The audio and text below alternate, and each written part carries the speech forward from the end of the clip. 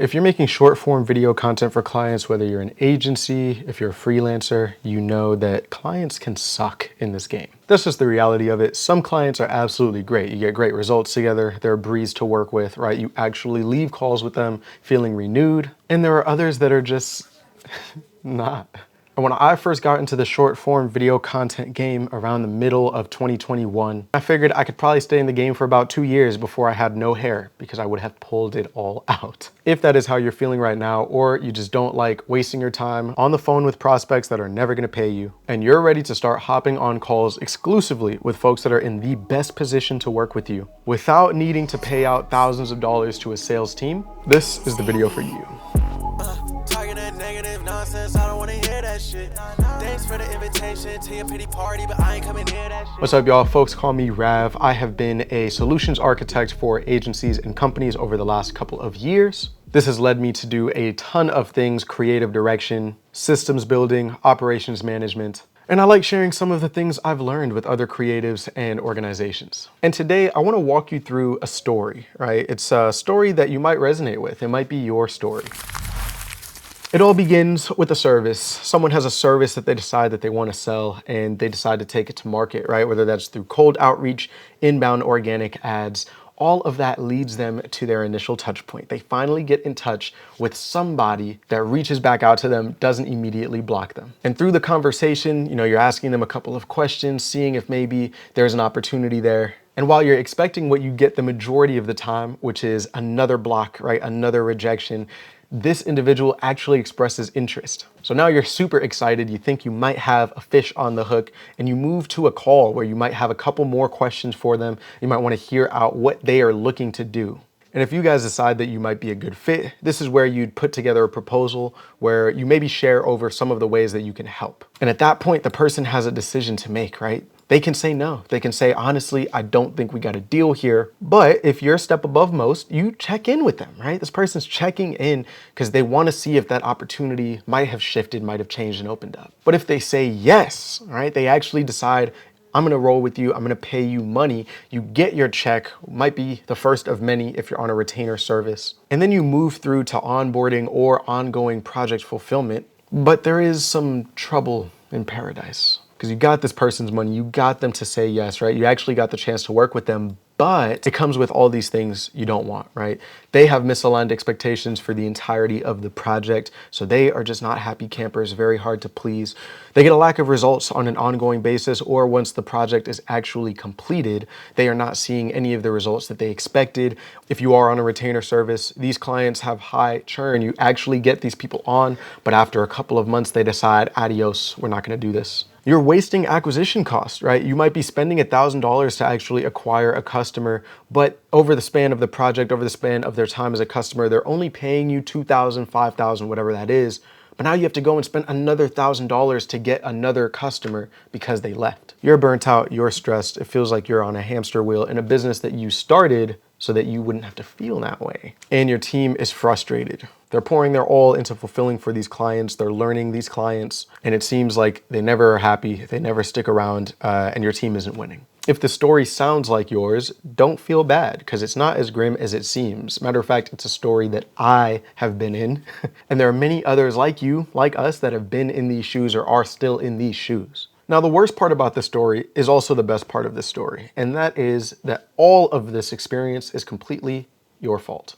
And I'm not just pointing the finger to do that. I'll point the finger at myself too, right? When I was experiencing this, when the companies I worked with were experiencing this, it was our fault. See, as a creative service provider, as a creative agency, short form video content, whatever it is that you do, you think that the only thing that someone needs in order to find success with what you do is to see the value. As long as they recognize that it is a valuable enough thing to pay money for, they are going to see results. At this point, having worked with over 20 individuals and dozens of companies with content and other creative services, I have learned the hard lesson that this is not the case.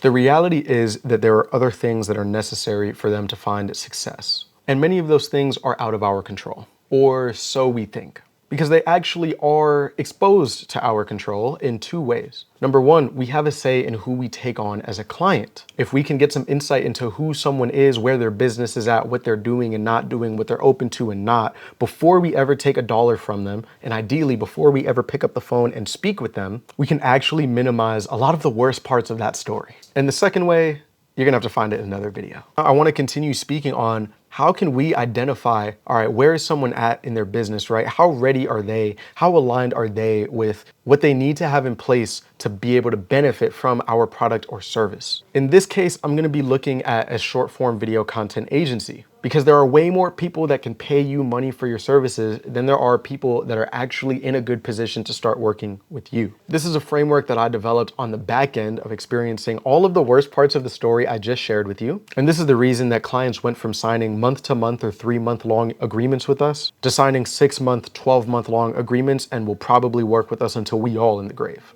It's also allowed us to be confident that we can get results for every single client that we work with. And it's kept us from wasting our time with folks that just didn't get it. We might have a valuable service to our clients, but if we are starting with them too early, very few clients are going to be resilient enough to keep putting money towards something without seeing more immediate results, whether that's a quarter, whether that's 6 months, however it may be. So with that, we're gonna go ahead and dive into the new approach, right? So here was the old approach. Right? You do your outreach, you get your touch point, right? They let you know if they're interested. If they're not, then they kind of just disappear into the ether. Maybe you follow up with them. You hop on a call, you run a proposal, they make a decision. If they say no, right? Maybe you check in with them, maybe you don't. If they say yes, you take their money, you onboard them, and then all hell breaks loose. So this is the whole system, right? And I want to come to the end of the story. We're going to skip to the end and see how we can get to great results, right? Being able to underpromise and over-deliver for clients that we sign on, keeping our team excited even as they're working, having high retention for our clients that we sign, and having less time and costs go into sales. This story starts out exactly the same as the first, right? However it is that you do it, you get that initial touch point. You are actually able to get in front of someone and they are engaging with you back, right? So this is going to go one of two ways, right? The first way you already know, which is that they express that they're interested, right? When you actually speak a little bit about what you do, right? When you ask them some questions, they show you signs that they are interested potentially in what it is that you provide, right? But now we're actually going to be covering our bases and we're going to be taking care of the other side of the coin, right? Which is that they are not interested, right? Now, if they're not interested, there are a lot of things that we can do here. We're going to keep them up in this flywheel, right? Just because they're not interested now doesn't mean that we don't want to help them, because we reached out to them for a reason, right? And so whatever that reason is, it's likely that they should be interested. They just don't know enough. But we're going to focus here on the reason that you watch this video, right? We want to make sure that we don't have to spend a ton of our time hopping on sales calls with folks that aren't a good fit, or spending a ton of money to get a sales team to do that for us, right? So for those individuals that are interested, right, now we have another step, which is the qualification step. We have to figure out some way of making sure that we know that this individual is qualified or they're not, because there's still opportunity there if they are not, right? One of the easiest ways that we can do this is by having them fill out a form, right? Qualification form can be something that you use before you share out like a lead magnet or an opt-in, right? So, hey, if you want to get this training, right, on how to make 90 pieces of content in, 3 hours or whatever it is that you want to do for your service, right? I just need you to fill out this form, answer a couple of questions for me, give me your info, we'll be all good. Right? So this form is really the subject of this video, right? It's the superstar. I'm going to go ahead and open it up. This is the back end of the form that I mentioned. This is a form that we have in Typeform, but you can actually have your clients or your prospects fill out this form in Google Forms, Typeform. One thing I will say here is do not over concern yourself with the platform that you do it on, because people really do not care as much as you do. And what this form does is it allows us to get to the root of some of the most important things, some of the biggest factors that are going to affect whether or not someone is going to get great results with short form content, specifically working with an agency. Some of the biggest things here are going to be around revenue. How much are they making? Engagement metrics, right? How much are they posting right now? And what is their engagement rate on their accounts? Audience metrics, right? How big is the audience that they have before they begin working with us? Opt-in strategy. One of the biggest ways that we're going to be able to show them an ROI is by increasing the amount of people that we add to their ecosystem, right? So if they don't have opt-ins in place, are they open to having opt-ins and creating opt-ins based on what the data from the content is showing us? And if they already do have opt-ins, how open are they to continuing to adapt to those opt-ins, right? This is a marathon, not a sprint. So as we get data from the content that we're putting out, we need to be able to tell them, hey, look, people are receiving this and responding to this really well. We need to make an opt-in here. And they have to be able to hear that, right? And then we've got some additional factors, right? Industry experience, right? So their industry should really be aligned with an approach that content makes sense for. So for example, we have a client that is in the coaching space, right? She does women's coaching, women's empowerment, women's business coaching. And so her business, her industry is super aligned with content. She's actually made over $500,000 just off of selling to that organic audience without making a single sales post, mind you. So just a little shameless plug. She's in a perfectly aligned industry for this. Now, I want to contrast that to someone that maybe does industrial steel coating, right? Industrial chemical coating, things like that, right? Just a little bit less alignment there, because even if 1 million people saw that, right, their ideal customer is likely not even going to be spending a ton of time on these channels, and that's also just not where they shop for, right? They're not really going to be open to a solution that presents itself to them on one of these channels, right? So that's a factor. Brand consistency, right? How well defined is the brand? I've worked with a lot of people that have no definition to the brand. They have no messaging. They really don't know who it is that they're going after. And so if they aren't clear on those things, it makes it really hard for us to be able to keep them because we can't show that they have an ROI, right? Because it's hard for us to get in front of the people that they want to target when they don't know who that is or how they do it. Referral potential, right? How likely is the client to refer others? Some of the biggest things that I like to show here or that I like to base this off of is number one, are they part of any other communities, right? Are they part of a mastermind that has other people like them? Are they in Facebook groups that have other people like them, right? Are there external ways that we can validate that, hey, they speak to people, they have relationships with people, and they're not shy, right? Because if we knock it out of the park for them, it's very likely that they will go and tell those people about our services and their experience with us so that they can elevate their social status by doing so. And then the last thing is going to be technological readiness, right? How ready are they to take in new technologies? This is probably less of a factor, but it is important, right? Because there are a couple of things that we do to make our process and their experience much more seamless. The way that we have them share their login credentials with us, the access that they give us so that we can do and see everything that we need for analytics and things of that nature. And for some of our clients, we will go into their backend and do a couple other things to help them win. But that is a factor, right? Because if they aren't open, right, if they aren't vulnerable in that way, or if they just are not willing to invest in new tech or explore new tech, that might cause problems for us, particularly later down the line. So this particular sheet, which by the way is something I'm going to be giving to you for free, all you got to do is, you guessed it, hop in the description, click the link, answer a couple questions, share a little bit of information with me, and you will have this sheet that you can use within your business.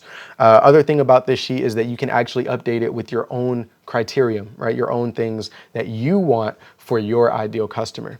So how does the sheet work, right? So you can see we have our criteria, we have our description, our rating scale, and the prospect's rank.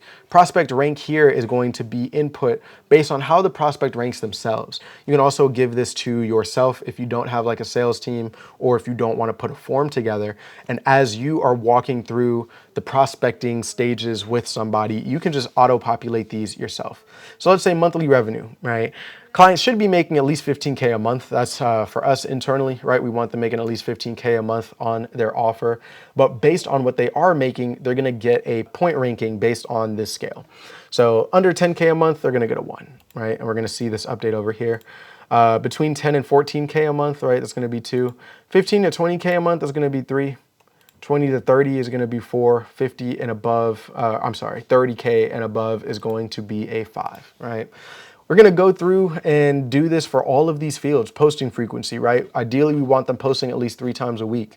Engagement rate on their entire account. And this is generally their largest account or the account that gets them the most leads. So this is going to ideally be at least 1%, right? Their follower count. We have all of these metrics here. And so what we're gonna do is we're gonna come through and we're gonna rank all of these, right? So I'm just gonna fill these in with some nonsense. All right, but this could very well look like somebody. And what this calculator is going to do is it's going to give us their entire score, right? We have our rating system here and we can see, all right, what kind of score gives what kind of fit. And based on their score, it's going to let us know how good a fit are they, right? How much should we prioritize nurturing them in our pipeline, in our progress efforts to actually move them from a cold lead to a warm lead to someone that's interested in buying and now a customer, right? So how does this help you? The very first thing that this does is it helps you understand what you're getting yourself into, right? I think if we had known, and if I had known on the front end that some of my clients were going to be absolute headaches, right? Even if I had still chosen to work with them, it would have been great to know, right? We could have done a little bit more due diligence. We could have prepped our team more. There were a lot of things that we could have done to prepare for that kind of experience, right? If we just didn't want to take them on, then we just wouldn't have taken them on, right? And that's a great thing to know. The other thing that this allows you to do is it allows you to spend your time, if you're the one that's doing all of the selling right now, or your team's time, right, which is really just your money. It allows you to spend those on prospects that are a great fit. And a great fit here means that they're very likely to get good results. It's very likely that they're going to be a pleasant experience because one of the big points there is posting frequency, right? If they're already posting 3 times a week, it's very likely that they have either worked with someone similarly to the way that you'll be working with them before, which means they know the drill, or that they have an experience doing this thing themselves. So they have an appreciation for all that it entails and they really understand what goes into it. So they're going to answer your questions, they're going to give you what you need, and they're just going to be grateful that you took it off of their hands, even if you also took some money out of their pockets. The last thing here is that it's going to help you, actually no, those are the 2 big things that it's going to help you do. But I think probably the biggest thing that is easy to overlook is that this is going to affect your retention big time.